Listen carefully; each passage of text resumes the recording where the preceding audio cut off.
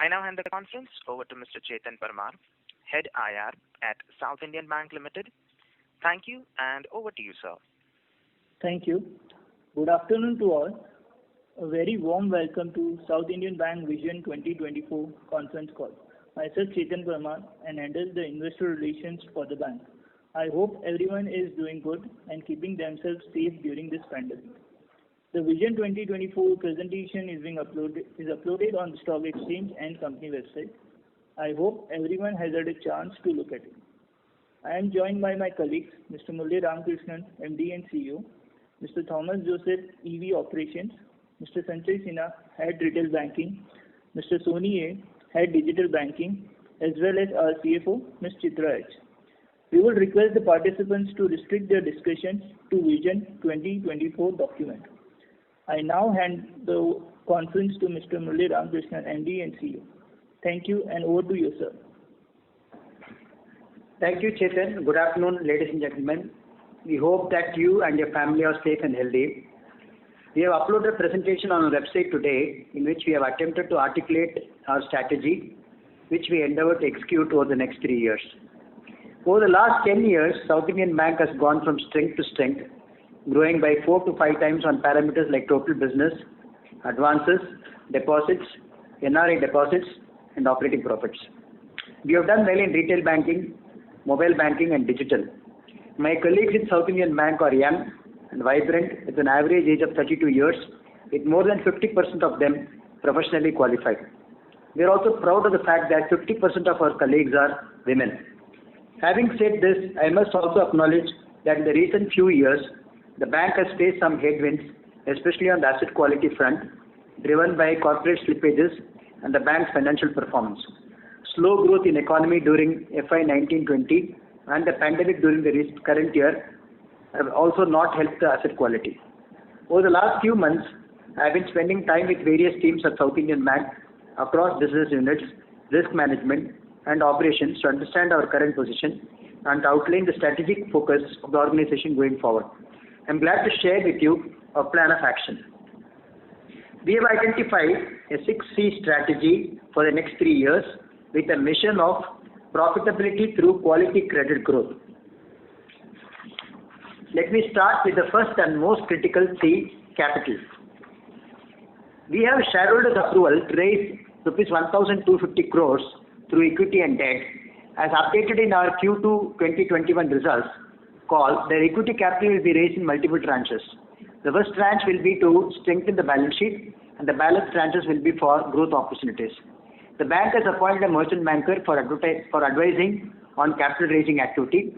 The quantum and the route of the first tranche of capital raising are under discussion, but the intent is to raise the first tranche of capital by March 2021. Building a strong CASA book is the second C of our strategy. Focused approach on building low-cost CASA book with the branch regional office dedicating most of their bandwidth in building relationships. A performance matrix-based scorecard on liabilities business will be brought in for branches. Apart from leveraging our NRI franchise in Kerala for NRIs based in Middle East countries, we will expand our horizon to target NRIs located in other parts of the world. Further, new retail asset products will help in augmenting the deposit base and third-party products penetration. Reducing cost income is the third C of our strategy. This can be achieved by either increasing income or reducing cost. We will be focusing on improving both aspects. On the income side, we will target increasing non-credit related income through cross-sell and upsell opportunities. Business intelligence unit will be strengthened with the required skill and tools to leverage on the above opportunities. On the cost side, we will optimize our existing branch network with a merger or relocation of branches. Additionally, explore synergy opportunities with our new subsidiary focused on outsourcing activities.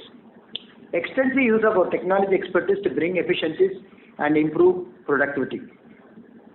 Competency building is another critical C of our strategy. We are reorienting the organization structure and building a bench of senior talent to deliver continued excellence. We will selectively scout for talents from outside and leverage existing pool of talent within South Indian Bank for newer and additional responsibilities. The average age of employees in the organization is about 32 years. With the right set of training and guidance, we believe to achieve the desired results with a young and vibrant workforce.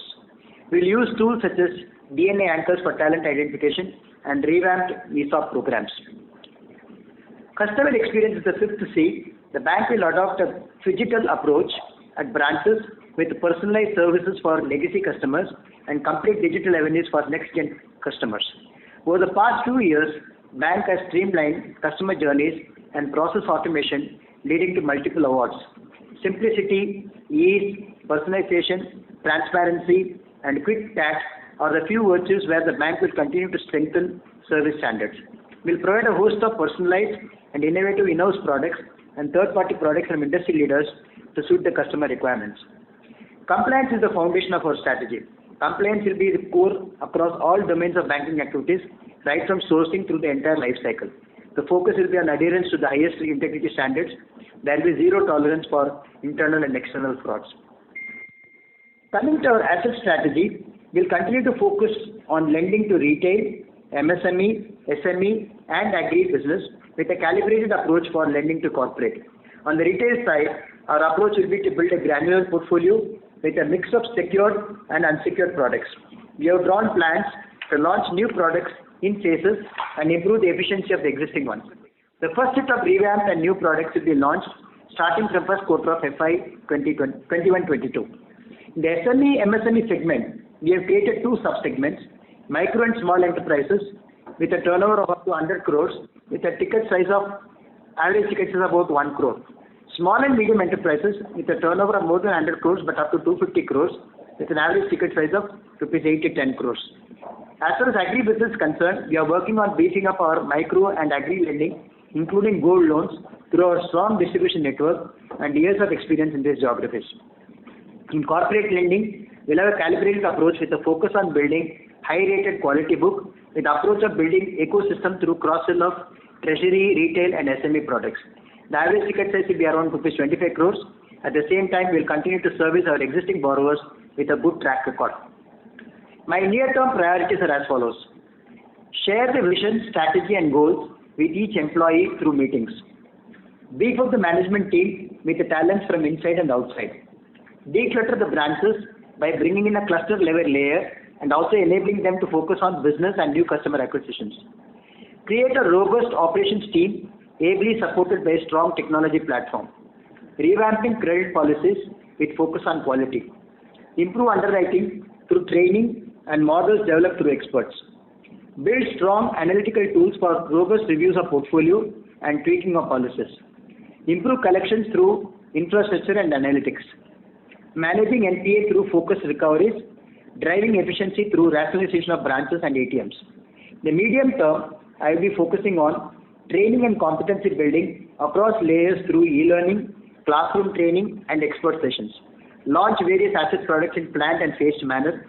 Increase distribution network by identifying potential locations. Increase wallet share of our existing customer through data analytics and customized product offerings. Build a digitized lending for SME, MSME. Deepen NRI footprints in the Middle East and expand in other geographies. Rebuilding brand image. Fair to customer and fair to bank is a philosophy to be followed across the bank. We endeavor to reach our Vision 2024 with support from all stakeholders, which would enable us to create a responsible and a strong bank. This is all from my side. Now we can open the floor for questions. Thank you. Thank you very much. We will now begin the question and answer session. Anyone who wishes to ask a question may press star and 1 on their touchtone telephone. If you wish to remove yourself from the question queue, you may press star and 2. Participants are requested to use handsets while asking a question. Ladies and gentlemen, we will wait for a moment while the question queue assembles.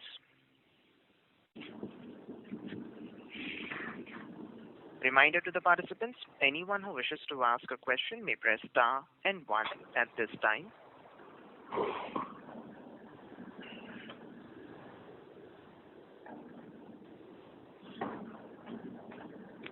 The first question is from the line of Renish Patel from ICICI. Please go ahead. Yeah, hi sir, and thanks for such a detailed presentation. So just a couple of questions from my side. So one is on the the margin trajectory, wherein we are saying we'll try to reach a 3.5% by 24 from current level of around 2.7. So, sir, if you can just throw some light, from where this incremental 120 or maybe 100 basis point we see. Yeah. So I'm assuming a large part of it would be driven by the higher asset yield, because any which case cost of deposits, we are at the lower end of the cycle. So just your thoughts on how we'll achieve this 3.5% would be a great help, sir. Yeah, good question. I would like to start by saying that we are going to be focusing on retail, MSME, SME, and agri, as I mentioned in my initial address. So what we have done is in our workings, we have looked at what could be the average yield which we would be targeting each of these product lines. So just for the benefit of the audience, I have listed down the key products. For example, agri as a whole, then there is a gold, retail gold, then there is an agri gold, then there is a business loan, there is a personal loan, there will be a LAP, and there are housing loans. Then we also look at corporate in a very selective way, and the various other retail products which we'll be launching over a period of time. So what I've assumed in working out our plans for increasing the NIM, we have put approximately at what rates we should be targeting each of these products. So just to give you a sense of range of the rates which we will be targeting, for example, in agri, it will be anywhere from 9.2% to, let's say, 10% kind of range. For gold retail, it will be anywhere from 10 to 11.5%, which I'm sure is still a very, very competitive rate, considering that many of our competition is doing at 13% and 12% and 12.5%. Agri gold will be targeting anywhere between 9 to 10%, which I think is the rate which is prevailing. Then business loan, we have projected a little conservative rate here, anywhere from 9.3 to 10.3 kind of percentage, which I'm sure we can charge a little more on the MSME side, and we can probably leverage our SME book. Again, on the lower end of SME, we can probably charge decent rates over there. So this is the range which we are looking at. Personal loan, we will obviously be looking at lending to retail, lending to self-employed segment, lending to professionals. It will be a mix of these kind of customers. So average rate which I am targeting will be anywhere between 10 to 10.5%. So the PL will be. I'm sorry to interrupt, sir. So PL will be secured or unsecured? PL is always unsecured. Okay, and sorry, I just missed the yields here. PL is 10 to 10.5% is the range. Okay. PL is personal loan.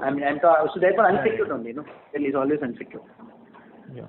LAP will be again will be targeting anywhere from 10 to 10.5%. Home loan, which is the most competitive product anyway in the market today. So our average ticket size probably will be anywhere between, let's say, 20 lakhs to 30 lakhs kind of range. And since we are predominantly present in Kerala with a reasonable presence in rest of South, ticket sizes may not be very large as otherwise what we would be seeing in places like Bombay or Delhi. So there we would be able to charge reasonably good rates of, let's say, anywhere from 8 to 8.5, 8.8 kind of percentages. Mm-hmm. Again, corporate will be very selective.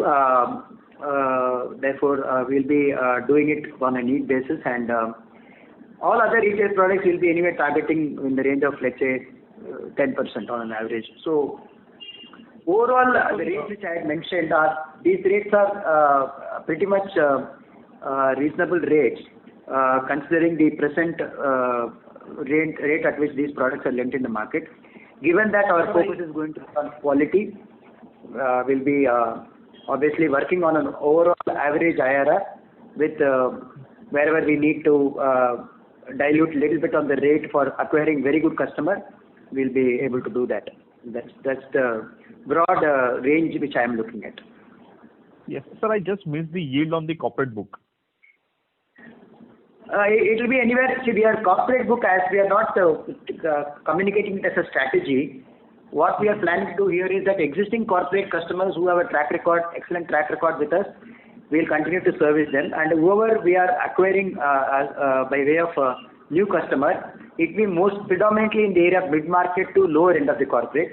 So we'll be looking at anywhere from 9 to 9.5% kind of rate. Okay. Okay.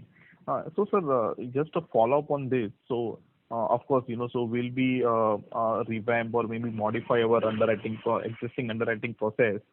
And of course, I'm assuming since we'll go for a better rated asset, our rejection rate, sort of will go up. So, what sort of credit growth you factor in, when we say 13% ROE?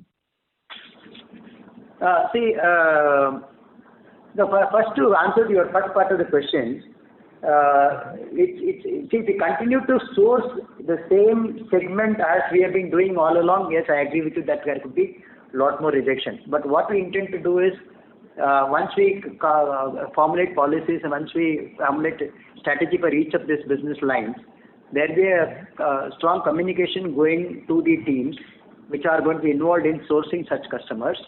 So there will be clear articulation of what would be our ideal target customer, and we will encourage our channel partners, if it's retail, and our own employees in case of MSME, SME, to target the kind of customers who we are wanting to target.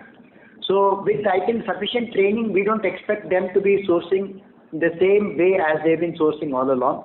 We'll definitely try to influence the employees as well as our outsourcing agents to source the kind of profile which we would want to do.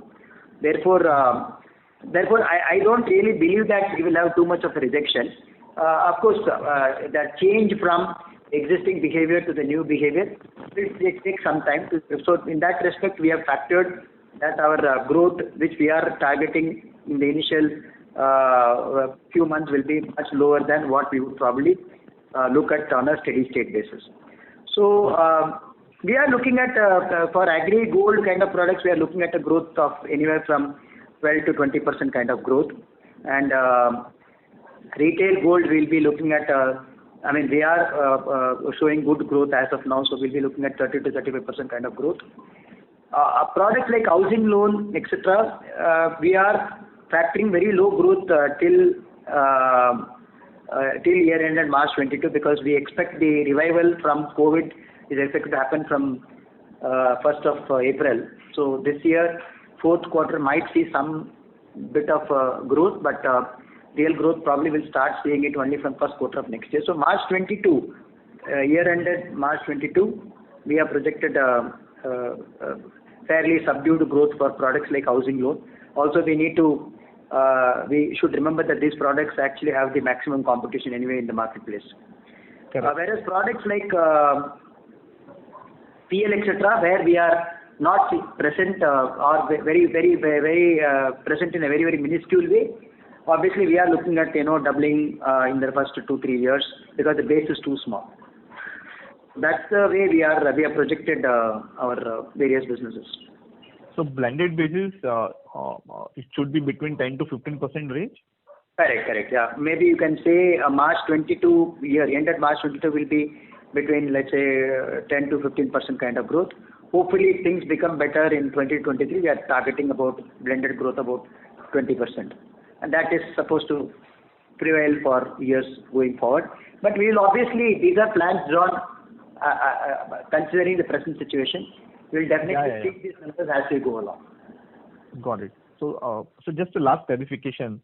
So maybe what I understand is that the catchment area, for us will remain same, but the customer selection and the customer filtering will go for a revamp.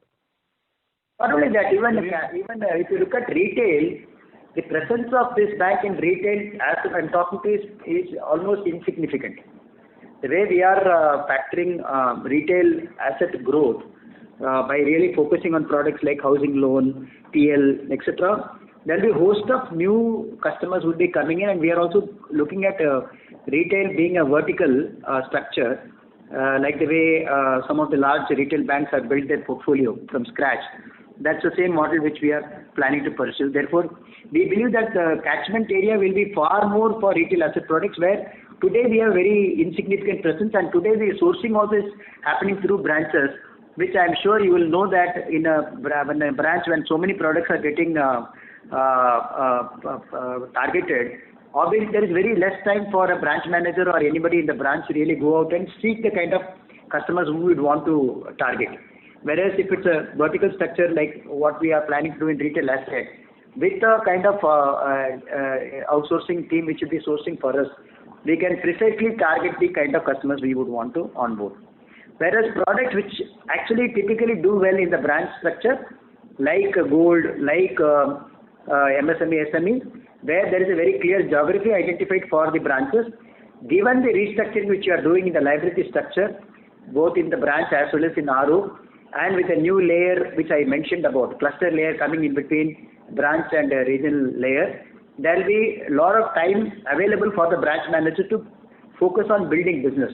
Today, instead of spending 100% of his time in firefighting in the branch, with the cleanup of the structure and the decluttering of the processes, we believe that at least half his time would be spent in sourcing the kind of customers who we would want to target. Got it, sir. Yeah, sir. That's it from my side. If I have any follow-up, I will just come back in the queue. Thank you. The next question is from the line of Mangesh Kulkarni from Almondz Global Securities. Please go ahead. Thank you for taking my question. I just wanted to know our strategy on the asset quality. We have not mentioned anything on the asset quality front. See, the way we talked about, the way we are planning to improve our quality of underwriting and quality of sourcing is basically flowing from the strategy statement which I mentioned, where you're talking about profitability through quality credit growth, and I also mentioned about using analytics for better underwriting, etc. So what we are planning to do is, one of the key ingredients for building any strong retail asset book is to have a good credit model for underwriting, especially in the retail MSME, SME. Today we have a lot of data available for sourcing good quality customers. So we are in the process of building our credit models for the retail products which we are planning to launch.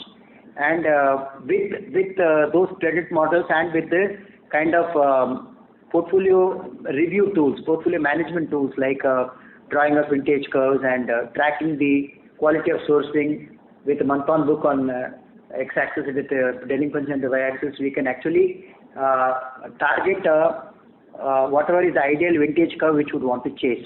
So as we keep building the book, we'll keep comparing the quality of the book which we are building as against the ideal loss which we would want to have. So we can probably keep tweaking our policy as we go along. So our underwriting standards and quality of sourcing will get tweaked as we see how the book is getting built. So that's the way we will be targeting. And for each of the product lines, we'll have a very clear demarcated target delinquency and the target NCL which we would want to have in each of these products. So in terms of any numbers, would we like to give for the credit cost and all these things in the near term as well as by 2024? You are talking about in terms of credit cost for a new book which I am building. Is that the question? Overall for FY22 and FY20 next year as well. No, my question to you is it on the strategy which I am talking about or on the bank as a whole? Bank as a whole I am talking about. The bank as a whole, I don't think I'll be able to discuss that now. For the new products which we are envisaging as part of strategy, we have worked out what will be the likely NPA coming out of that, and what is the yield we are looking at, what is the NCL which we are targeting. All that we are doing. As far as the bank is concerned, as I discussed in the Q2 analyst call, we are closely monitoring the recovery happening post lockdown situation. We are closely monitoring the moratorium cases which were under moratorium and how well are they behaving, etc. So I am anyway just a few more days. You will get to know everything about Q3 once we come out with the results for Q3. Okay, as far as PCR is one of the issues which I am sure all of you have been focusing on. PCR, we have drawn a plan to improve it from the current level of, excluding write-off, which is what analysts look at. There we are, with the way we are envisaging to build the book, we want to take it up from 34% kind of level which is currently there to 65% plus kind of level by March 24.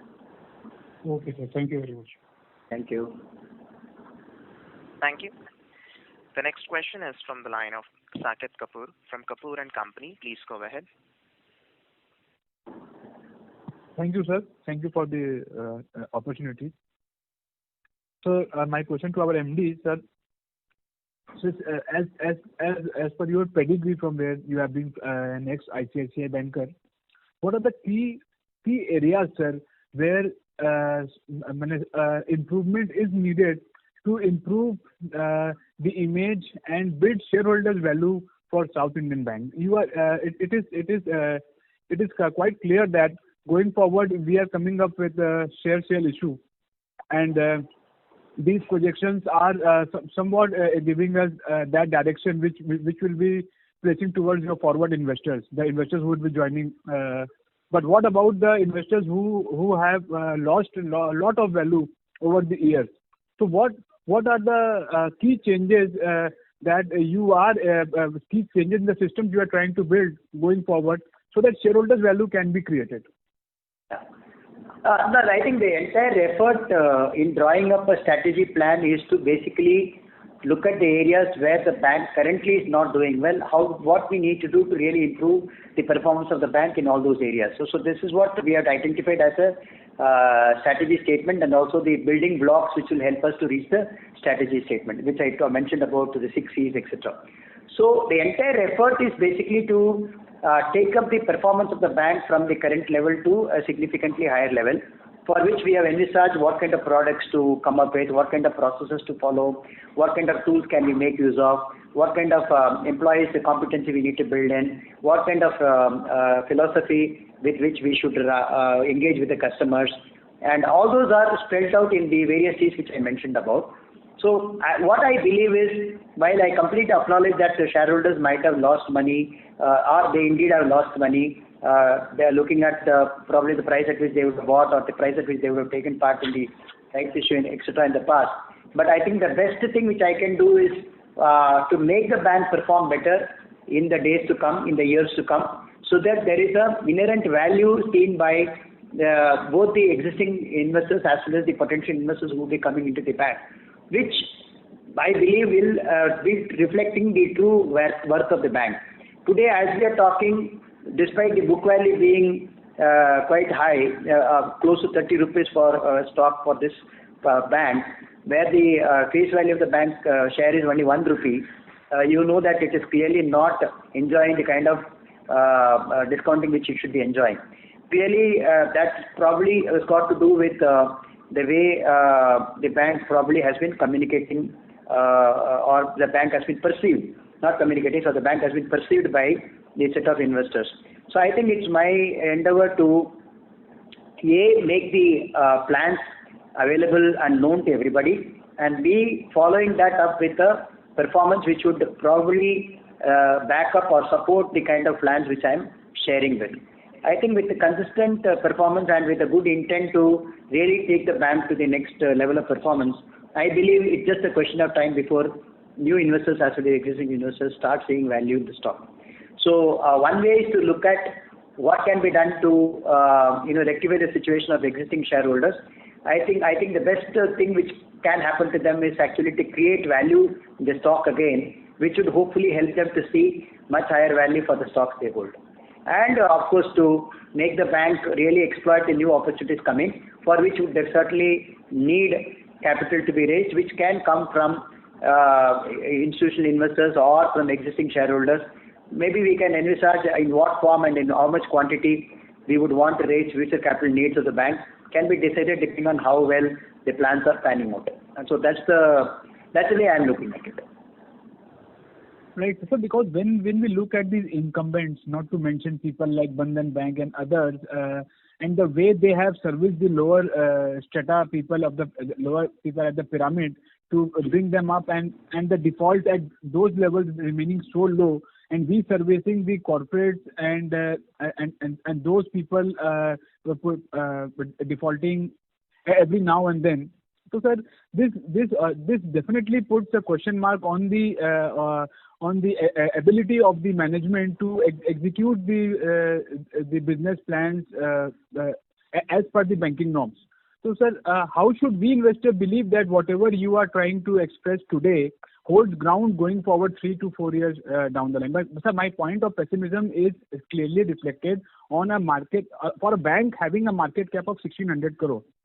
Sir, even small mid-cap companies earning 30-40 crore profit are trading at higher market cap than the market cap of bank.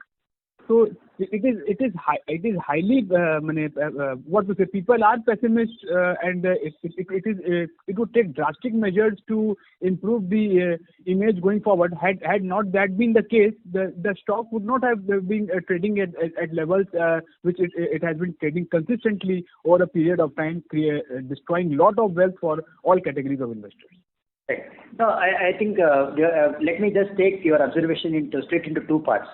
One is you mentioned about Bandhan Bank and their ability to service a lower end of customers, which is typically microfinance customers, and their delinquency being low there. See, you should remember that these banks which have got licenses, most of them were microfinance companies who have been given small bank license. So by virtue of them servicing such customers in the past, particularly they were very strong in certain geographies of the country. So they obviously had the advantage of continuing to service those customers with their banking requirement when they were given a license. So it's true that as you go more and more granular, you are diversifying your risk. Therefore, your potential to lose money to that extent will be less, even if many customers default, because your average ticket size will be smaller.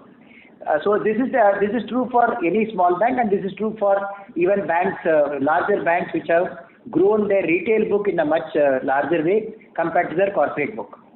Unfortunately, in SIB, if you look at the past, the way the bank has been targeting the customers, there has been a predominant focus on the corporate and especially on the large corporate cases. By virtue of them taking really large exposures, which led to high concentration risk on several cases with very high exposures. Obviously, when the economy was not doing well, which is not necessarily to do with how the bank is run, it is true for all those banks which were focusing on large corporate like ICICI Bank or Axis Bank or SBI.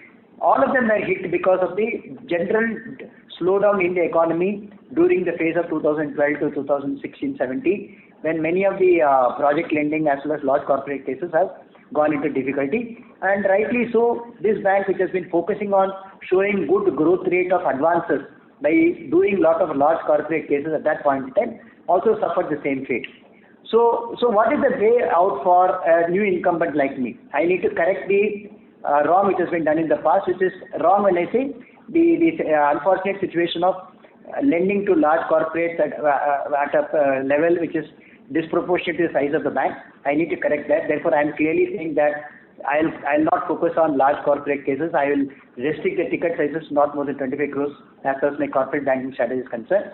And I'm trying to diversify the risk into retail. Therefore, my focus is to grow retail book in a big way. And there again, I'm saying that I will not be relying on human judgment alone for taking credit decisions. We'll definitely back it up with the strong credit models, and we'll back it up with the training requirements for the employees, etc. So that we create a strong workforce which understands these businesses and which knows what to underwrite and how to differentiate a good deal from bad deal. So this is how we are trying to correct the situation which has led to the present state of the bank. Coming to the question as to why should you believe me? I mean, I obviously it's your choice to believe or not believe.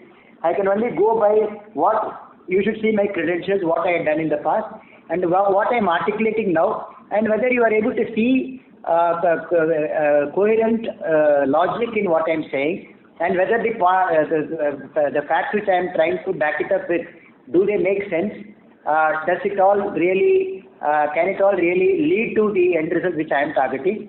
And then you need to keep looking at how the bank is steered over the period of time, and then make your own judgment. Obviously, trust is something which I cannot force it on anybody. They will have to start looking at the performance of the bank, performance of me, and what I am articulating, whether I am backing it up with the action which is supporting my vision. That alone can probably bring in trust in each one of you. So I can do the best possible at this time by actually looking at the bank with an open mind to make plans which, in my opinion, would make sense for a bank like this, and back it up with action plan which will lead to the results which I am targeting. I only wish and hope that the economy also helps me and situations also help me to really implement some of these things which I am articulating. Obviously, as we go along, we will try to keep tweaking our plans accordingly so that we don't miss the big picture which we are trying to achieve through a combination of various activities. Thank you. This is the operator. Mr. Kapil, may we request that you return to the question queue for follow-up questions, as there are several participants waiting for their turn. Ladies and gentlemen, in order to ensure that the management is able to address questions from all participants in the conference, please limit your questions to 2 per participant. Should you have a follow-up question, we would request you to rejoin the question queue. The next question is from the line of Deepak Agarwal from Axis AMC. Please go ahead. Yeah, good afternoon, sir. Am I audible, sir? Yeah, you are. Yes. Yeah. So wanted to understand, so why this capital raise now? Why not degrow the balance sheet, let some of these corporate advances which are lower yield products or any of the other products, let it run down, try to bring the profitability up. See, the way as outside investors we see is for a 65,000 crore loan book and a market cap of 1,600 crores, it's next to impossible for you guys. So why not release capital here? I understand on tier 1 we are on the lower side compared to the system. But instead of raising capital at such low valuations, why not release capital by letting or selling down some of these assets? Wait for the economy to lie at a point, or at least your books you have far more confidence, and then looking to grow. Because see, frankly, growth means nothing as investors. We have seen in fact, even in regional banks, we have seen banks with much smaller sizes who are focused in regional geographies and not being pan-India command much more market cap. So your thoughts on this, sir? How are you thinking of this? So, see, one thing is to say what you are telling. Basically, one thing which we must remember is that the existing book carries certain kind of flavor of the quality of the portfolio. So if you are trying to sell, see, 2 things I would want to bring in here. One is when you are trying to say that you just let it run down, yes, good cases will run down. Bad cases will not run down. Mm-hmm. Bad cases will definitely be, if not run down, you will end up actually having a denominator also coming down and with the numerator of bad cases going up. So it will only worsen the situation. So for you to, see, I have done this before in ICICI also. When we were running retail book of a large size, about 1,20,000 crore plus kind of retail book when we had, and when we had a problem in unsecured products, we had to take 3 years to correct the situation of taking out the bad cases and supplementing it with good cases, so that over a 3-year period we can churn the entire portfolio and the portfolio will become good. There is no different from that. We can't let something just stay idle and run it down and then expect things to become better. It won't. So we need to supplement it with good quality additions to come in, so that obviously you can't replace the entire corporate with that much of retail to start with, but your plan should be to ensure that you are able to not only replace it, build it over and above that over a period of time. Till that time, you need to manage the ship which is currently in trouble. So slowly steering the ship in the right direction by ensuring that we don't we keep moving, not idle, and at the same time we need to do all the right actions so that we are able to manage the portfolio from not creating too much of damage to the bank. At the same time, compensating it with a good quality portfolio. Therefore, the key here is how good are you able to increase your portfolio with a good quality cases, so that your delta loss rate is much smaller than what you are experiencing. So in the initial period when corporate book is not fully replaced by retail book, to that extent your denominator will keep coming down, also compounded by the fact that COVID situation is definitely hurting all the entire banking system. You will certainly see a little bit of surge in the NPA numbers, but over a period, as you keep building the retail book, you will be able to bring it back to the trajectory which you want. So I would tend to think that it's not a good idea to do nothing and then expect assets to get sold. Today, you tell me in the last 1 year, even in terms of NPA recovery, given that many courts are not working, ARCs are not able to recover, you look at the NPA recovery which is happening. It's hardly anything in the entire 8 to 9 months which you are seeing in this year. So it's not an easy situation for you to sell your portfolio and at any price which you are thinking of selling. So we need to manage it, and for managing it, I think this is one way to manage it, and this has worked in many banks. That's why I know that this is something which, given the right kind of efforts and right kind of planning, definitely it can work. Got it. So my second question was on the regionals. So one is we are extremely heavy in Kerala, and our understanding is generally Kerala is a liability market, not a credit market. Because obviously it's a lot of expats and a large part of there is very small industries, I would say, there. And second is we also have a pan-India presence. So what we have seen is as far as you remain regional and ex-Kerala is people typically believe, it could be right or wrong, that's a separate thing, that Kerala is not a market to be in credit. And we also want you to be smaller because of being on the regional side, you don't have access to capital the way the larger banks have. So your thoughts there of will you bring down Kerala and will you consolidate to say only southern parts of India compared to being pan-India? See, I think the way the bank has been set up, it's a bank which has been in existence for 90 plus years, and clearly the bank has been set up with its origin traced to Kerala. So clearly the vision of the promoters and the way the bank has been run subsequently for several decades is to take care of the business community's requirement in the Kerala region. That's the reason why out of the 20 regions which the bank today has, 10 regions are present in Kerala. So yes, I agree that when we work for banks which are not Kerala based, when it's based in Delhi or in Bombay or anywhere else, we always looked at the Kerala to be a market which is not a big market. So even amongst the south states, probably we would tend to think that Andhra or Tamil Nadu or Karnataka is a much bigger market compared to Kerala. So now I have a choice of growing the Kerala market to capture its potential which is available there. By virtue of our extensive network which is there in Kerala, definitely we enjoy a very loyal customer base, and obviously, as you said rightly, we also enjoy a good deposit base over there. So but having said that, Kerala as a market also has a lot of semi-urban, rural kind of regions where you have a lot of potential to do products which are suiting such industry segments. So therefore, we will obviously try to do business which makes sense for the location where the regions are present. So we will definitely tap those businesses where it makes sense for us to use our distribution network in Kerala to build business on those areas. Having said that, we are fairly well present in Tamil Nadu. We have a decent presence in AP and in Karnataka. So we can certainly look at those geographies for supplementing businesses in both in SME, MSME, as well as in Tamil Nadu kind of states. There is a huge potential for agri also. We have 3 big regions in Tamil Nadu which can tap a lot of agri-based businesses. But one thing which I must tell you is that since you are focusing on retail, and retail, clearly the sourcing is going to be through outsourcing.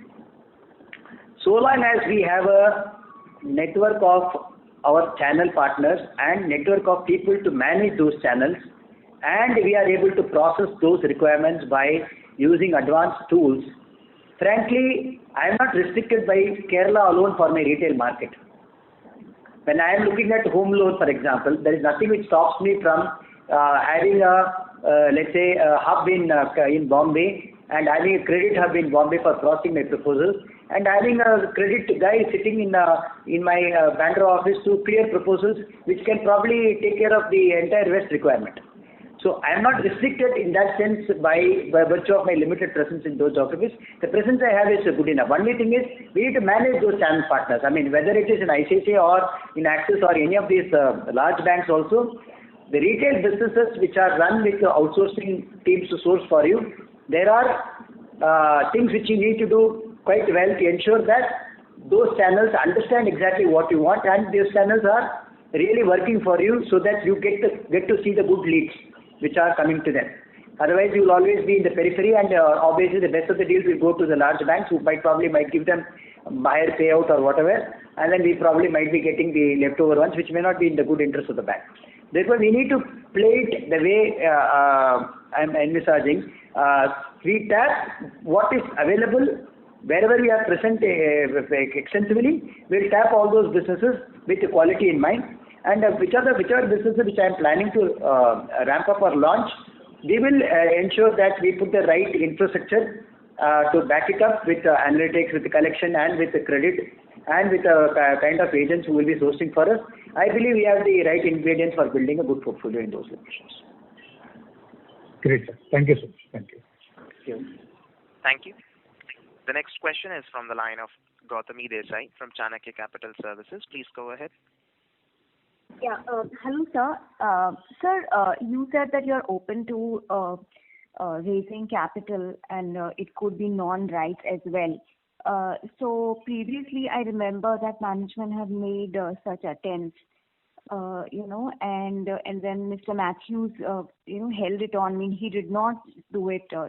He never spoke of a non-rights issue, and we were very grateful to him, because raising money at anything below the book value is extremely detrimental to the current shareholders, and it will send out a very wrong message to the shareholders, as it has always been doing. And I think, what right now the bank is paying for is, those karmas of the past, which we don't want to repeat. So I would agree to, one of the research analysts who made a suggestion that, why don't you, and you yourself said that, you are not aiming for a high growth in the coming year. So I would strongly back the suggestion of a previous analyst who said that you must walk the talk. You must walk the talk. Show your profitability. Show what changes that you are going to do is going to work, and then I'm sure the market will be ready to give you the price that you want. Otherwise, it will be extremely unfair to the existing shareholder if you do anything other than a non-rights issue. No, I noted down your observation. We will do what is best for the organization, definitely. Yeah, thank you, sir. Thank you. The next question is from the line of Rohan Mandora from Equirus Securities. Please go ahead. Yeah, good afternoon, sir. Thanks for the opportunity. So just to understand on the corporate side, as we have indicated in response to an earlier question, that there are some concerns that are still there.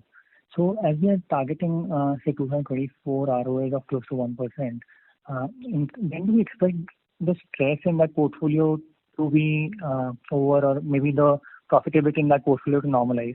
Will we look to upfront some of those recognition next 2 to 3 quarters, or will it keep settling down over next 1.5 to 2 years? Some color on that would be helpful. And second, you also talked about in your opening comments about some changes in the KRAs for the employees. So if you could discuss some further in detail, what are the specific changes that we have brought about across segments?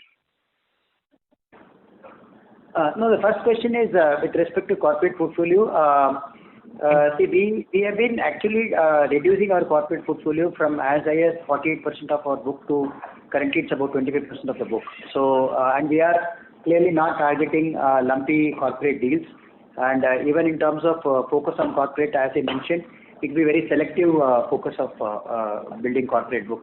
That is basically to take care of the incremental book not really giving us any kind of problem, and to ensure that the existing book, whatever issues are there, they are managed and they are brought, either they made to run down, or we do appropriate action to get rid of them. So we expect 25% of our book, since it's still in corporate, and of which I'm sure there are still, if you look at even 100 crore plus kind of cases, we still have close to 5,000 crore kind of book, which is still having 100 crore plus kind of exposure. So while many of them are better rated corporates, that there are corporates which are not that well rated. They are still in, like what I had mentioned in my Q2 analyst call. There are some a couple of cases which are double B also, and which are otherwise are becoming NPA or whatever. That's the reason why we gave a guideline also saying how my NPA will pan out in next 2 quarters and over the next few quarters. So we expect that by virtue of thinning down our corporate book and by parallelly building the retail book over the period, we expect the problem arising out of corporate will not be in the same intensity which it used to be there. Because earlier when you were doing lumpy cases and one of them becoming bad, it can be as high as 100 crores, 200 crores or 300 crores for the bank, which is a very large ticket size for the bank. Since we have been continuously reducing our exposure in terms of ticket size as well as in terms of growing that book, I believe that this will pan out over the next 12 months to 18 months. We expect it to sort of slow down considerably, and which may not really be impacting the volatility of the performance. By then, hopefully, we'll also have a good base of retail, etc., to back up this. That's the way I am looking at this to pan out. And your second question was on what? One was on corporate. Second one was employee KRAs. Yeah, KRAs across segments and changes. Process as competency building is one of the things which I mentioned is one of the C's, and as I am talking to you, we are obviously looking at restructuring our liability branch and RO distribution network. Once we declutter the operations there, clearly the role of each of the employees in the branch and the role of the branch manager, the role of the cluster head, role of the regional head, all that will be revisited, and we will be drawing KRAs which are appropriate for the roles which we are envisaging them to do going forward. So we are it's a WIP. We will be making those changes as we go along, and we expect it to be sort of put in place over the, let's say, 9 to 12 months time, because some of this will also need planning in terms of how you look at the human side of this performance, and how you look at how you take care of the structure which is existing there, and how do you bring in competencies so that to the resources which are handling a specific job. So it would require some bit of readjustment and restructuring of the teams also. So we will be parallelly working on those areas on KRAs. Sure, sir. Thanks a lot. Thank you. Thank you. The next question is from the line of Sohail Halai from Antique Stock Broking Limited. Please go ahead. Yeah, good evening, sir. Good evening. Sir, just wanted to understand that you have said that you have been working on new credit models. I just wanted to understand, excluding corporate. So corporate was a challenge, we all understand that. But excluding corporate, where were the gaps in terms of the current offerings, in terms of SME, agri, retail, in terms of underwriting, as well as in terms of the pricing of the products? And how do you intend to fix that? Yeah, see, in terms of underwriting, clearly the methodology which is currently followed is manual underwriting, both for retail as well as for SME, MSME, etc. Though the tools like bureau picking, etc. is happening, but clearly the way it is underwritten today is manual underwriting. And we have a centralized credit outfits which carry out credit underwriting of cases, a team exclusively for retail, a team which is exclusively doing MSME, SME, and a set of people who are doing corporate. While the fabric of that will remain, but we will obviously complement the human skills which is available with the tools which will help them to take much better decisions. So that's where this credit model is coming in, and even the platform on which we will be onboarding retail cases, etc. All that will be coming in, and we will also be using these platforms to have data coming in from all other external sources available. For example, GST data which is available, or even data from packages like Pro 42 or Save Risk or any of those.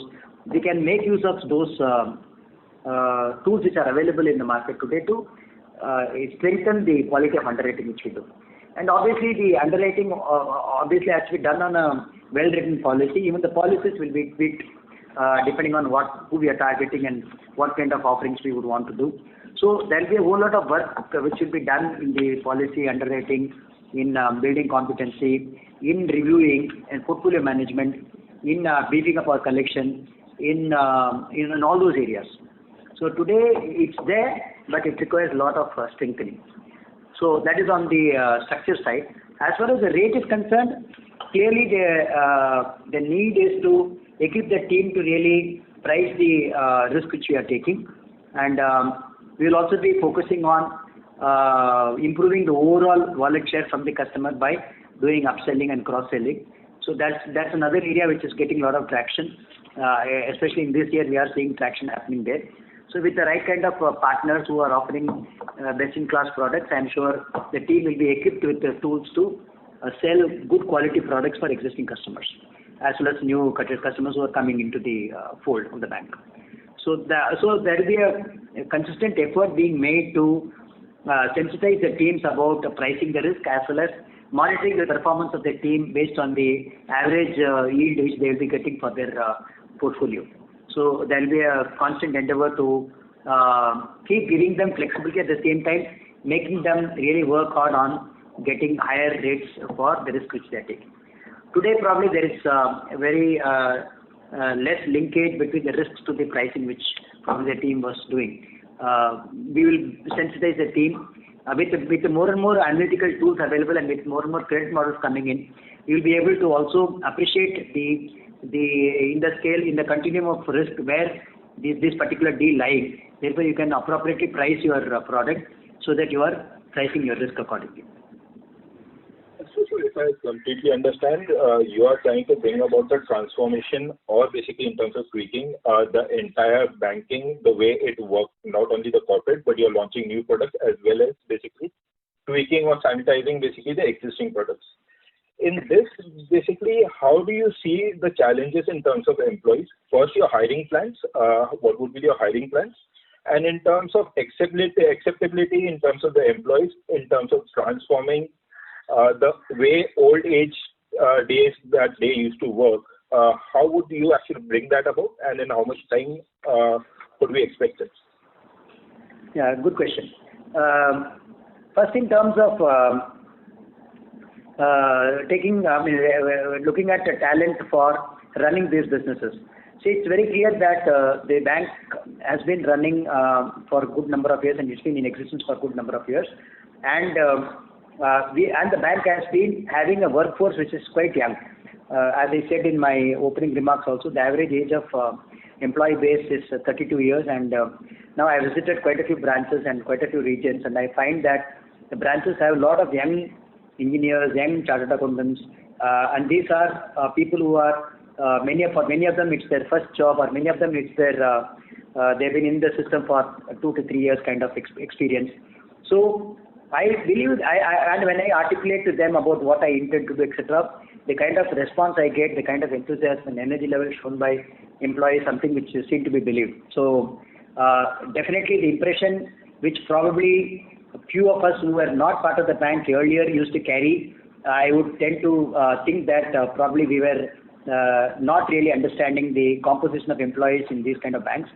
Now that I am inside and I am able to see the employees who are forming part of this bank, I am actually more than encouraged to say that team is indeed very young, bright kids, and they are really looking forward to getting guided in the right way, and given the right kind of experience and competency building and exposure, I believe that the team will be able to really shape up very well.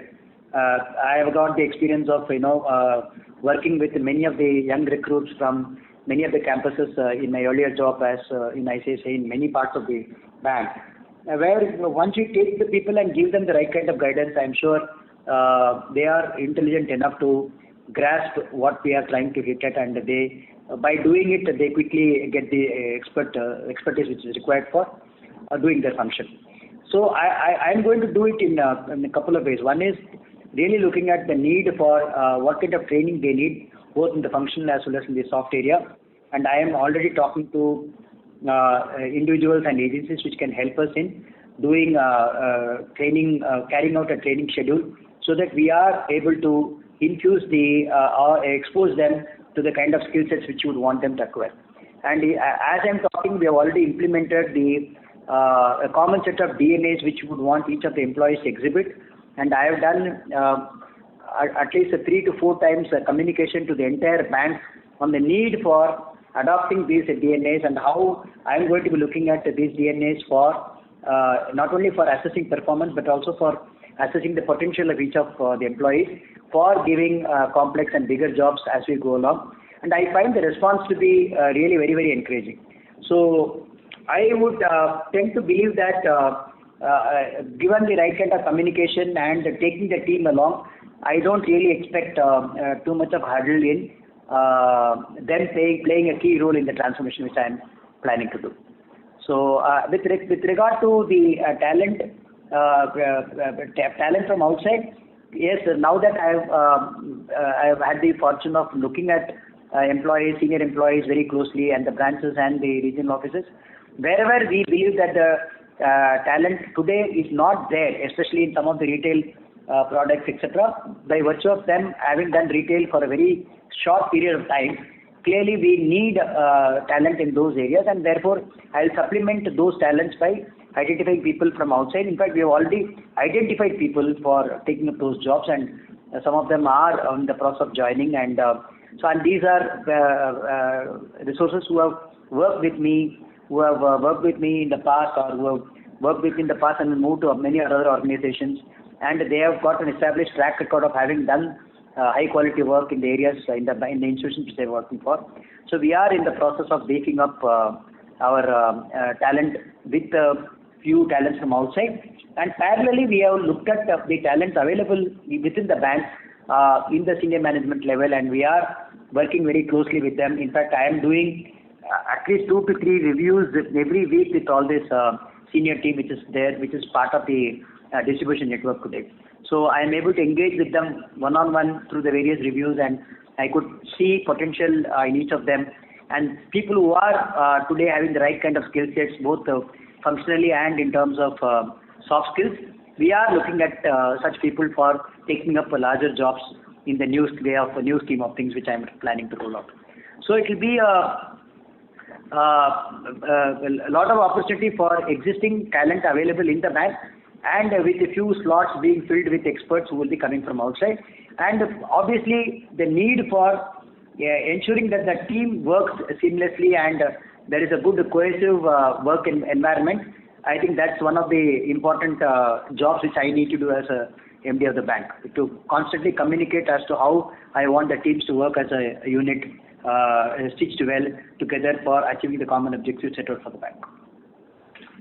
Okay, sir. Thank you. So finally, from my side, basically in terms of talent, how are we planning to incentivize them in terms of monetary? So is it basically that we have been looking at the compensation or the ESOP scheme? So is there any plan, and has there been any discussion with you, with the board on these aspects, on the software aspects?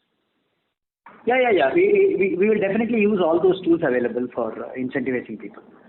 And I've had many discussions. The board is completely in support of those initiatives. Okay. Thanks a lot, sir, and best of luck. Thank you. Thank you. The next question is from the line of Anurag Jain from Arth Ventures. Please go ahead. Yeah, good evening, sir. I think you almost answered the entire my question which I was supposed to ask. The concern being is to look at South Indian Bank, the cost to income ratio is too high. It is 53%. And with other banks, the employee productivity is very high, which adds handsomely to the free operating profit margin and the profitability. So business per employee is 18 crores and business per branch is 168 crores. So de-scaling, acquiring new talent, and the product portfolio mix, which is the new products which you guys are offering. How comfortable you are that this will take its own course in a sweet way in next, say, couple of quarters or a year's time? Yeah, see, you're right. The observation which you made about cost income being on the higher side is something which you identified as one of the issues to be worked upon. So, if you, and there are few initiatives have already been taken, both in addressing the cost aspect as well as in increasing the income aspect. So, obviously it has to be tackled by working at both ends. Apart from, of course, increasing the productivity and efficiency of people, so that we get the best value out of them. So, we have drawn plans in terms of identifying unproductive branches, unproductive ATMs, which are not today really contributing, but on the other hand, they are actually draining the resources. We are on a intensified basis. We are looking at rationalizing some of them, and as I am talking to you, we are also looking at non-profit making ATMs, whether it's making sense, whether we can, because you should remember that some of these non-performing ATMs, if we continue to keep them, there is more and more investment to be made also based on the regulators' guidelines, etc. So it's imperative that we are looking at the entire thing with a different perspective, so that we just don't put good money after bad money. So we need to ensure that they are sort of rationalized, and at the same time we need to be looking at customer convenience, etc.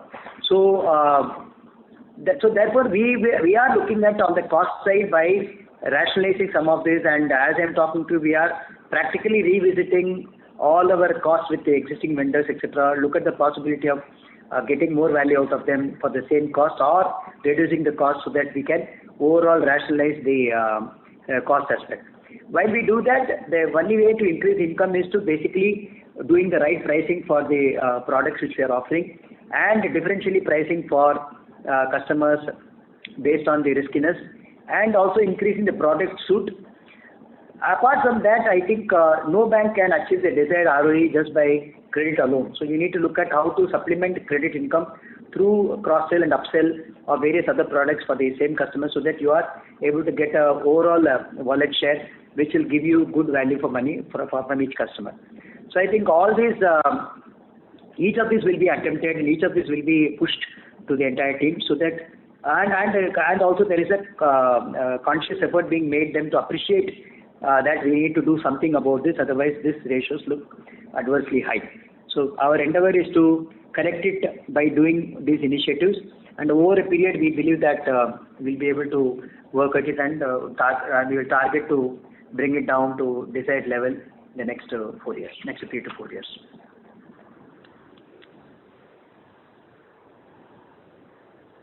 Mr. Jain, is that answer your question? Yeah, fine. That's it. Thank you. Thank you. The next question is from the line of Jay Mundra from B&K Securities. Please go ahead. Yeah, hi sir. Most of the questions have been answered. Just wanted to understand two things. On the loan mix, sir, I think you are saying that we will be focusing more on retail, MSME and agri. But if I look at your close peer, the bank which operates out of Kerala, I think strategically they have moved outside of retail, MSME, agri to an extent, because maybe they have already got 9-10% market share in Kerala. But as someone also was highlighting, Kerala has been perceived as more of a liability market versus credit market. So, I mean, the question is, would you still do you see enough scope for you to do retail MSME in Kerala, or this is probably the entire southern region that you will be focusing on? And at the same time, once you hit 1 lakh crore loan book, what should be the corporate share from current, let's say, 25%? So when I'm saying retail, when I'm saying that I'm going to be focusing on building retail, it's definitely not necessarily Kerala alone. Obviously, it's going to be making use of our entire network of branches and locations where we are present. So it's going to be, obviously, we will be leveraging the existing infrastructure which is there, but nothing stops us from, looking at expanding to new areas wherever we feel that we can, we will be able to source the kind of quality customers we would want to target. So therefore that will be there. With regard to the other Kerala bank focusing on non-retail, etc. I think each bank in their own evolution or at what stage they are in, I am sure the strategies could be quite different for each of the bank. So given the present situation in the bank and given the fact that the bank has to be steered for realizing its true potential and for doing this, managing this transition phase quite well, I think we need to adopt this as a strategy, is what I believe. That's the reason why I have drawn up plans on this, because we need to remember one thing, that by not focusing on retail, SME, MSME, and if we continue to focus on corporate, there is a potential likelihood of again doing the same mistake again, because for you to show a growth over a period of time, you might probably be tempted to do large value deals, etc., which might increase concentration risk. And anyway, market has its own cycle. So in a good phase, you might be able to grow your book and show good CAGR growth. But when the market turns topsy-turvy, it's when all the NPA formation starts happening. So therefore, it makes one area, it makes sense for us to diversify the risk into other areas of lending. That's the reason why we believe that retail, MSME, SME concentration will help us to diversify the risk, and it's a hard work. But then if you do it consistently over a period, you can create a solid performing book, because you will not have too much of volatility in terms of a big loan account going out of your books because somebody is offering lower rate, or something which is turning out to be bad, which can probably swing your performance parameters for a quarter. All that to a large extent will be curtailed if you diversify your risk. And with respect to composition, as I said earlier, we will continue to see servicing existing large corporate customers who are performing well with us, and selectively new customers going forward will be targeting customers with average ticket size of let's say 25 crores. So in terms of building the other book, that will lead to definitely the corporate's contribution in the overall scheme of things to come down. And also we should remember that corporate will have its own rundown also, because of obviously we may not want to take more than certain exposure with certain corporates. So clearly they will be looking for going to other banks, etc. To that extent, you will also have a rundown or exit, or we might also have a forced exit in some cases, which we believe can help us save some provisioning, etc. So with all that, we are looking at degrowing corporate book. Maybe till about March 23, it will be degrowing, even with the addition of new cases coming in, with the rundown of existing book. And after that, we'll probably be looking at lower single-digit kind of growth in the corporate book. Whereas all other books we are planning to grow in stronger double-digit growths. Right, that helps, sir. And the second and last question, sir, on organization structure. I think we have given a slide as to the new organization structure. If you can highlight what are the changes here. So that is all from my side. Sorry, what are the changes in? Sorry. So what have you changed in this organization structure? Were risk earlier reporting to business, or what are the? Frankly, chief risk officer, chief financial officer, and the chief compliance officer, as you know, as per the regulations, they will all be reporting to. Chief risk officer is supposed to be reporting to this committee. Chief financial officer, of course, will be reporting to MDCU. So many of these are by virtue of, for example, head vigilance and audit. It cannot be reporting to anybody other than MDCU.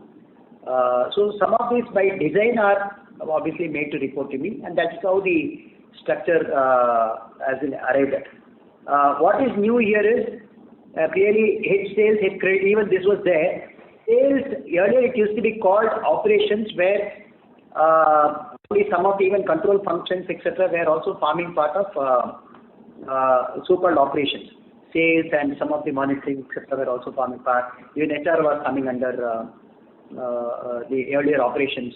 And operations per se, the operations which we normally understand in large banks, that was not the operations which was termed earlier. So there are some nomenclature related clarification also. But the one which I have put now as part of my presentation, if we look at it, it's a clean structure where we are saying head sales will be looking at sales function of all business lines. Head credit will be looking at obviously credit function of all business lines. And obviously they won't carry any targets with respect to volume, but however they will carry targets with respect to delinquency and credit loss, etc. Treasury anyway is an independent function which it will directly report into me. Vigilance and audit, it's a strong pillar which we need to have to ensure that processes are adhered to, and employee fraud, internal frauds, and even the adherence to processes, compliance, etc. are looked at, are followed in both the spirit and words. So that's why you need a head reporting to me directly. Chief Compliance Officer, by virtue of anyway regulation, they need to report to me directly. Chief Risk Officer is the same way. Chief Information Officer, we have termed it, we commonly use term is technology head.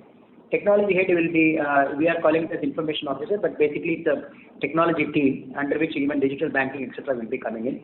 So he reports into, because technology being one of the biggest drivers for our plans, he reports into me. CFO will obviously be reporting to me. And head operations, by virtue of clean structure where we don't want any vested interest, they can't be reporting to sales or credit or any of those functions. They will be reporting. I mean, that will be reporting to. Collections, currently I put it under head operations collections. Maybe depending on how we are sourcing it, collections probably can be made to report to credit also. Thank you, sir. Thank you and all the best. Thank you. Thank you. The next question is from the line of Pritesh Bam from Prabhudas Lilladher. Please go ahead. Hi, sir. Just wanted to check on the fee side. We haven't mentioned anything on the fees front.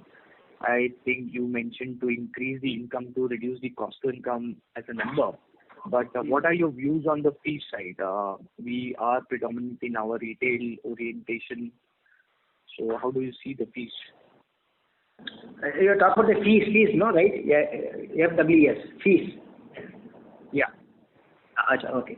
No, see, there are products within retail which are amenable for collecting fees, and again, MSME, SME, these products are amenable for collecting fees. And even in the earlier banks where I used to work, we used to even collect marginal fees whenever we do renewal, etc. So we'll be looking at comprehensively the interest, I mean margin on the interest as well as fees, collectively contributing, adding to the ROE. See, currently, because of lesser focus on pricing the product adequately well, the ROE of the bank has been suffering. And as you know, it was as low as 2 to 3% kind of ROE is what the bank was run at. So clearly we need to see how we can beef up that. That has to come from working on NII as well as the fee for the various products which you are offering, where there is a possibility for us to collect fees. So, the mandate given to the teams which are handling the relationships, they will be exploring both on the interest side, on the NII side, how much, I mean, what is the yield on the yield side as well as on the fee side, whatever is the potential available, they will try to tap that, and we will work at the overall yield which I read out in the earlier for one of the replies. We will try to arrive at those kind of yields collectively for the entire portfolio. And wherever it's possible to collect fees, depending on the nature of the product, we will definitely push the team for collecting fees.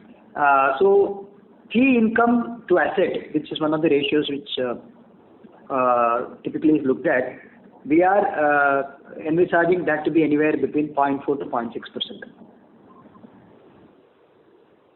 So actually the fees also include third-party distribution, FX fees. You are strong in NRI proportion basically, and remittances.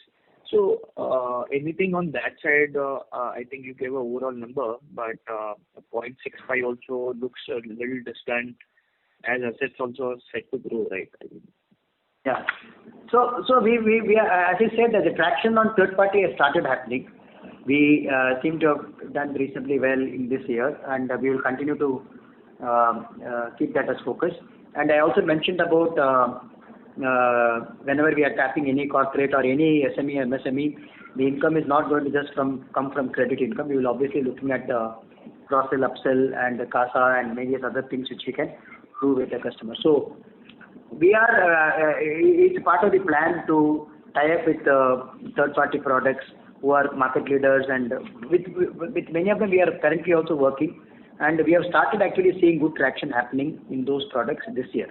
So we will continue to lay emphasis on them. So that's the way I am looking at bringing in the focus and making the team actually do the tough job of doing those deliberately talking about it and getting the deal, and with tapping the opportunity for doing any cross-sell with every customer.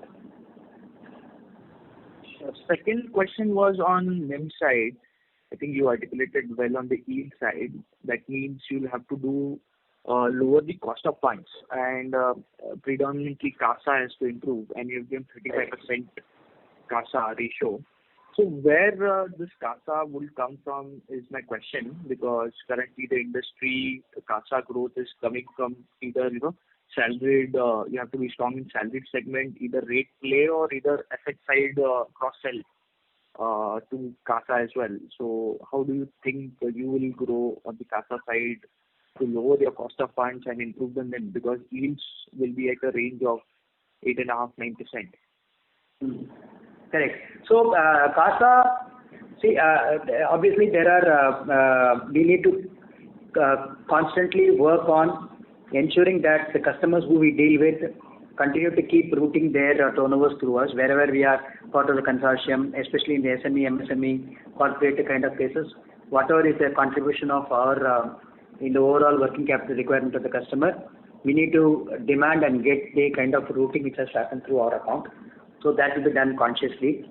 Second, we will be looking at opening more and more new savings account and current accounts, and in fact we are constantly coming up with technology enabled products, and this is where our technology team actually has been doing fairly well in bringing up a lot of ease with which a customer onboarding can happen. So and also we are increasingly acquiring customers who are quite savvy to technology products. So as I am talking to, more than 85-90% of our transactions happen through digital channels. So constant drive to increase our new customer base and deepening the existing customer with by engaging with them more and more, not only for identifying new business opportunities, but also to ensure that we get the desired share of CASA, etc. through that. So when I remember when I joined in July, and from then onwards we have been actually constantly driving CASA, and we have almost increased it by close to 1.5 to 2% in the last 4 months. And our we have set a modest target of trying to reach 30% by March is what we are aiming to do, and while we have projected 29% in the projections which I have given. And our endeavor is to work very closely both in acquiring new customers as well as deepening the existing customer base, and with more and more new customers coming in, because our retail is going to be a key driver in building our asset book. We will have more and more new customers coming into the bank, and with technology enabled products we believe that we can convince them to make use of our account as the primary account, etc., which would help them also to keep larger funds in the savings account and current account, which will be offering to them. So it has to be a combination of product offering, customer acquisition, deepening the customer engagement, and ensuring that clearly laid down targets are provided to the team, so the team becomes efficient in engaging with the customer to really set the expectations right, so that we are looked at as a primary bank for their relationships. So a follow-up on that was that when I look at yield which you articulated, some unsecured loans like personal or LAP, do you think that the pricing is appropriate, because the credit cost on these will be quite higher, and you targeting 1% ROA maybe at some point may be difficult again if you look at credit cost? Yeah, if I put too high a rate there, I think that the follow-up question will be, how can you sell it at 12% and expect the delinquencies to be low? So we need to play between the rate and the quality, right? So if I can, the need of the hour is to ensure that I don't add incrementally any more NPAs or to lessen the NPAs which will get added to the book. Therefore, I need to be conscious of the quality of the customers who I am tapping. So we will look at, if you look at personal loan, for example, PL and SBL together, we can look at as a segment. And personal loan can be offered to salaried as well as self-employed. Even under salaries, there could be different segment of customers. Again, professionals will be a segment. These people are generally low on delinquency, but their rate also will be on the lower side. So we need to play between the riskiness and the potential for earning the quality income. So I would rather focus on giving the benefit of slightly lower rate and tapping a good customer so that we can keep the customer for a longer period, and we can, through analytics, we can come up with a next best product to sell depending on the life cycle they are in. So we can probably increase the stickiness of the customer with us. If I offer a high rate just to increase if I really need to increase my overall yield, I could go for a two-wheeler loan, or I could go for a used CV, used auto, where I know I can definitely charge much higher rates. Okay, but whether that would meet with the strategy which I am trying to drive, where I need to really be focusing on quality book getting built, I will definitely look at those products when I am ready to take such risks in the bank. So currently, I need to balance it out between yield and quality. Sure, thank you, sir. Thanks so much. Thank you. The next question is from the line of Tushar Sarda from Athena Investments. Please go ahead. Yeah, thank you for the opportunity. Thank you. Congratulations for your role as MD and CEO. I come back to the same thing, why dilute at this market cap? There is a shortfall of capital, obviously, but 1,250 crore means 50% dilution. And you have a 65,000 crore advances book. If you manage to increase the yield by 1% over the next 12 months, then you get 650 crore. Plus, you are already having an operating profit of 1,500 crores. So, it doesn't make sense. And maybe you can look at zero growth or reduce the book size by 10% or so. So, your thoughts on this? Thank you. Yeah, see, first of all, I don't want any of you to presume that we will definitely be diluting. I mean, as I'm talking to you, we still haven't decided whether we'll go through a institution route or a rights issue or whatever. So, therefore, I don't want to... See, even rights issue is dilution of our money, We've already lost money. Now we need to put in more money.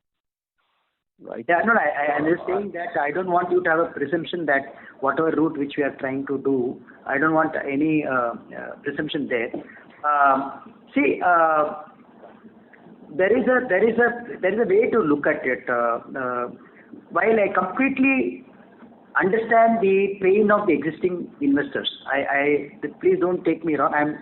It's not that I don't understand the pain, but I am looking at the way to how do we enable the institution to perform better so that they don't end up actually continuously be paying.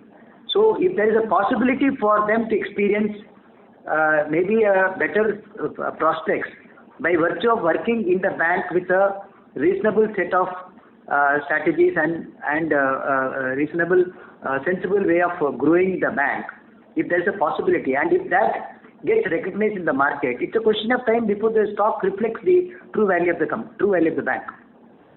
Therefore, so the way as a new incumbent, I have a choice of continuously thinking that existing investors have been paid. Therefore, let me just play the role of status quo and maybe allow the book to run down, like some question which was raised earlier, or do something tangible while managing this. How do I tangibly put in actions which will help the bank to really look at something which can possibly happen better for the bank? That's the way I look at it. No, I can I interject? See, we understand what you are saying, okay? But there are already examples of Catholic Syrian Bank and IDFC First Bank where the yields went up by over 100 basis point in 12 months. Okay. So what we want you to do is you come in as new management, you're changing team, you're changing processes. Demonstrate that you will increase the yield, not even if by 100 basis points, by 50 basis points, increase the NIM from 2.7, 2.8 to 3.3, 3.4. The stock price goes up. Then maybe you can do dilution. Till that time you just manage. Bank has managed without capital for last almost 2-3 years. They've been trying to dilute. What we are saying is for next 6, 9, 12 months, you show that what you can do with the bank. Let the market recognize your abilities and that things in banks can be turned around. Once that is done, then you can of course go ahead and raise capital.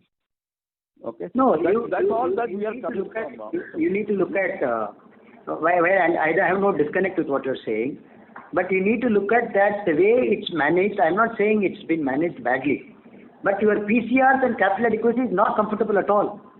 Yeah, I agree with you. So therefore, we are saying if PCR is not comfortable, reduce the advances, right? Let it run down, don't grow. While you as an investor might be looking at it this way, regulators don't look at it that way. Regulators keep coming back to saying why your PCR is low. Keep providing more.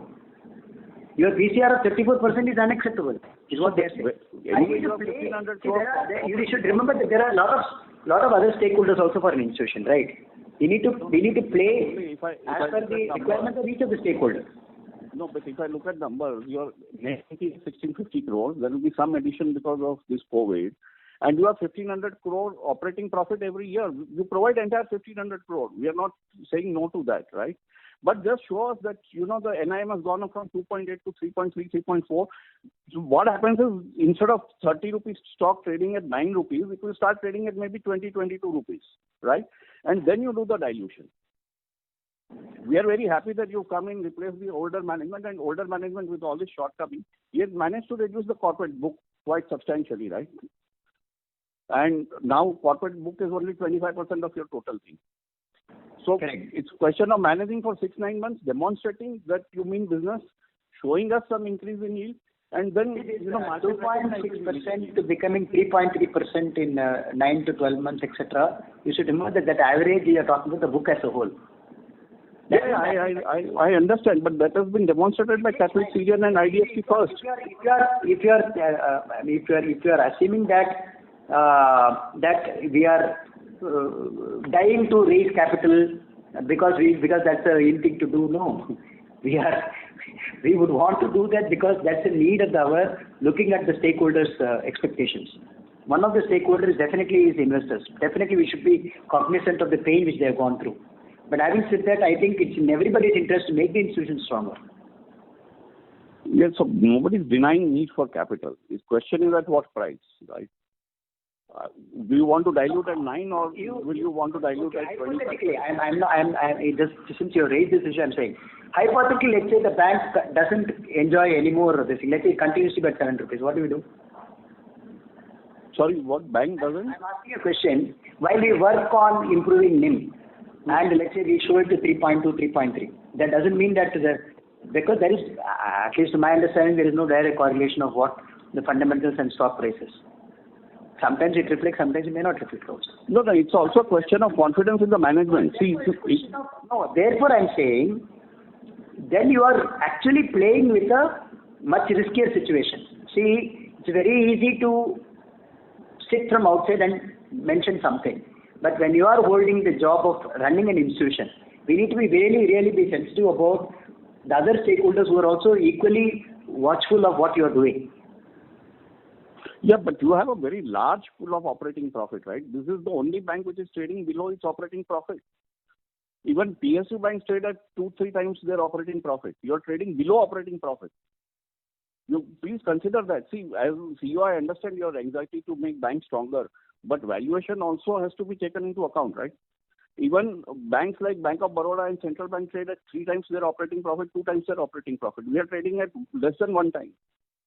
That's where we are coming from as investors. I completely agree with you. I have no disconnect. Please don't take me wrong. I'm fully. Yeah, so we also don't have any disconnect. See, you are new. So obviously you have to manage the situation, right? So the suggestions that we are making is in good faith. This suggestion, I clearly noted down the suggestion. I just want to bring in I also want you to co-hold the other view.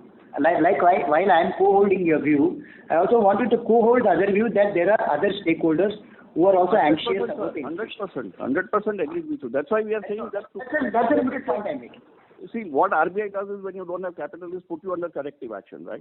You say voluntarily, I will not allow my balance sheet to grow for 6 months. Let me demonstrate to my investors that I have managed to turn around the bank, increase my NIM by 20, I'm saying not 50, even 10, 20, 30 basis points. Till investors get used to you and investors start believing that, the things are not very bad with the bank and that some competent person can turn it around, stock price will start reflecting the reality, right?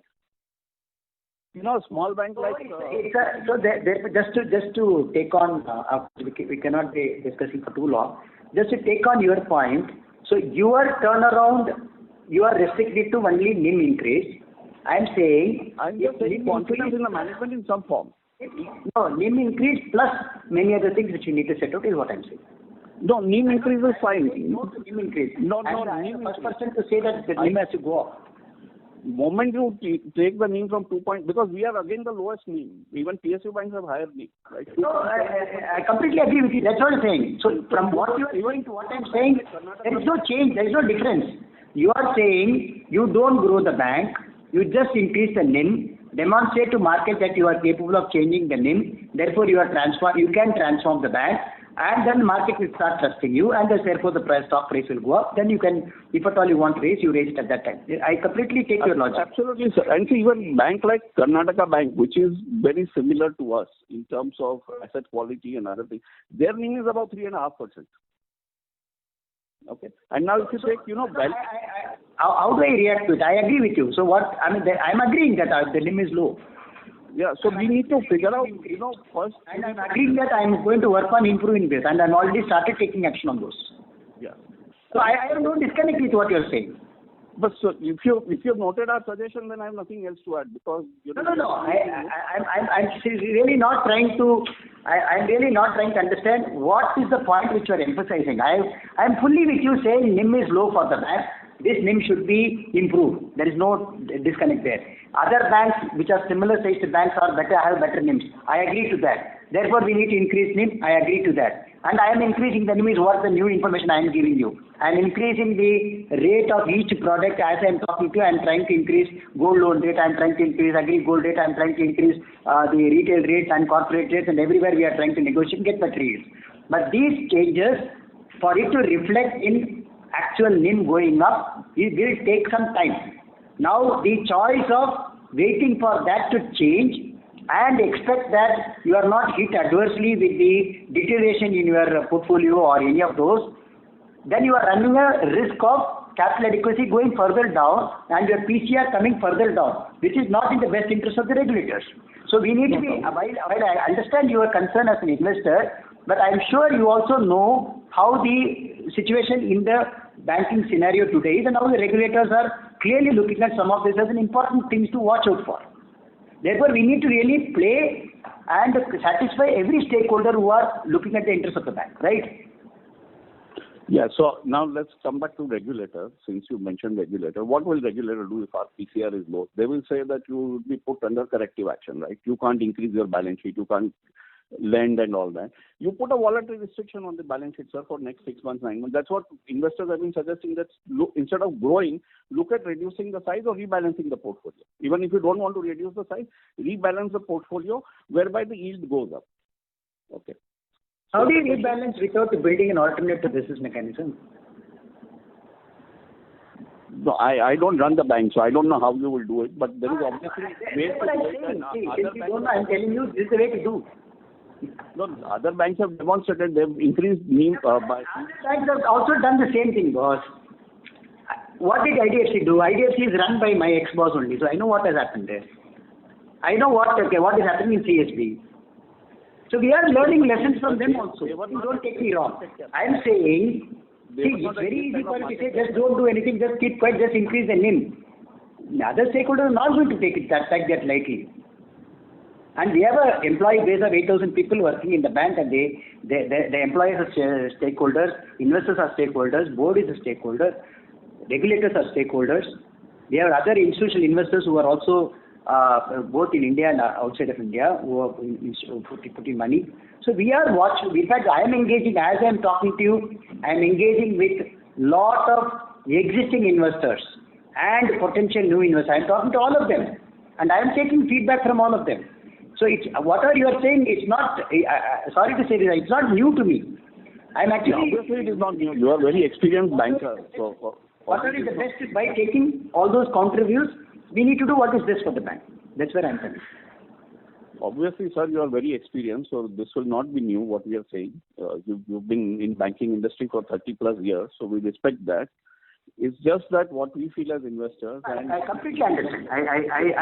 Don't take me wrong. I'm not showing off your thing. I'm definitely. No, Mr. Murli, we have also been investing for 35 years. You know, I've been in market for 35 years. We see different industries, different companies, right? And right. There is a valuation which is always paramount from invest. For us, that is the most important parameter. For you, it is one of the parameters, right? We've given you our feedback, our inputs. We leave it to you. Whatever decision you take, we will live with it. Thanks for your time. Appreciate it. Thank you. Thank you. Ladies and gentlemen, due to time constraint, we will take that as the last question. I would now like to hand the conference over to the management for closing comments. Thank you so much, and I thank all the participants who took their time off and to take part in this discussion. I really value all the questions and the suggestions which came up during my discussion. And I once again wish to reiterate that we are really make note of your suggestions, and we really believe that they are indeed valuable, and we will. Me and my team are working hard to ensure that we factor those in our plans, and we factor those in our in charting the way for the bank. And I am quite confident that I'll come back time and again with you to share with the progress which we are making on the plans which I have spelled out. And we'll definitely be richer with your inputs as we go along in our journey to do the things which we spelled out we would do. And I really look forward to continued support from all of you. And I'll be more than happy to be as much transparent as possible, and as much willing to share exactly what my thought process is in each of those. So sometimes it might also mean that I am questioning, but it is basically to engage constructively so that professionally both of us become richer in our conversation. So I really look forward to such a meaningful engagement going forward also. I once again thank all the participants for taking your time off and participating in this call. Thanks so much. Thank you. Ladies and gentlemen, on behalf of South Indian Bank Limited, that concludes this conference. Thank you for joining us, and you may now disconnect your lines.